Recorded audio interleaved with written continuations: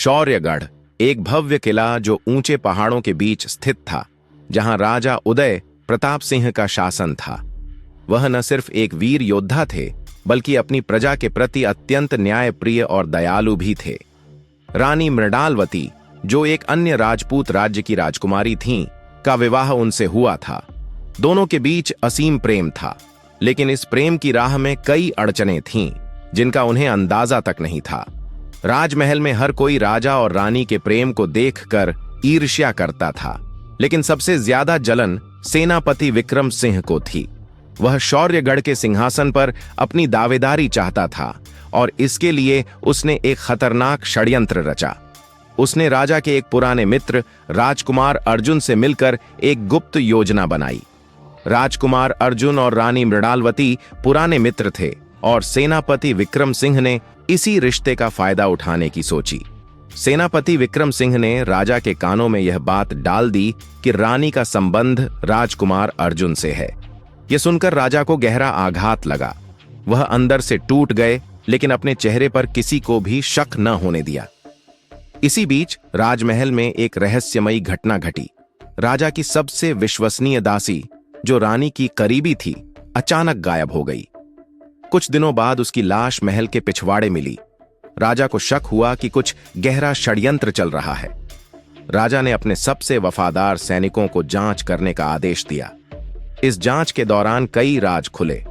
पता चला कि सेनापति विक्रम सिंह कई महीनों से दुश्मन राज्य से संपर्क में था और शौर्यगढ़ को भीतर से खत्म करने की साजिश रच रहा था। लेकिन राजा को यह समझ नहीं आ रहा था कि रानी के खिलाफ फैलाई गई अफवाहें क्यों इतनी तेजी से फैल रही हैं।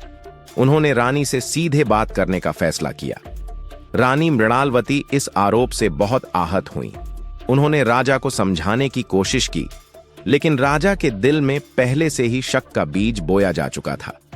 इसी बीच राजकुमार अर्जुन अचानक महल छोड़कर चला गया। इससे राजा का शक और गहरा हो गया, लेकिन उन्हें यह नहीं पता था कि अर्जुन को मारने की योजना पहले ही बनाई जा चुकी थी। सेनापति विक्रम सिंह ने अर्जुन के नाम से एक पत्र लिखवाया, जिसमें यह बताया गया था कि रानी और अर्जुन भागने की योजना बना रहे हैं।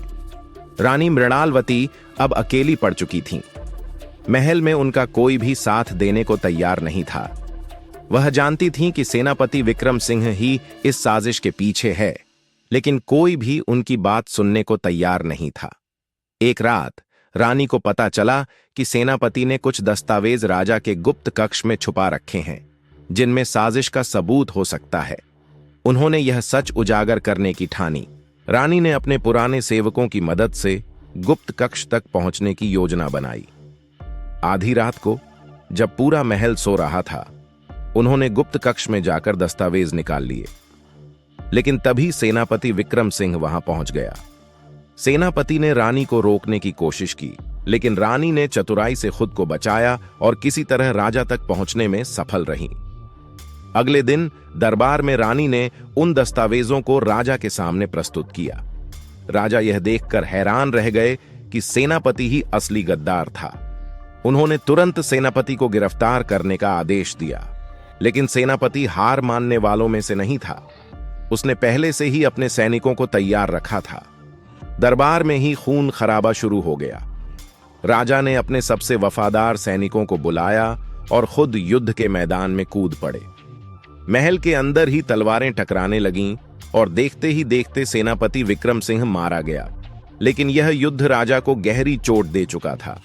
उन्होंने रानी से माफी मांगी, लेकिन इस शक ने उनके प्रेम पर जो घाव कर दिए थे, उन्हें भरना आसान नहीं था।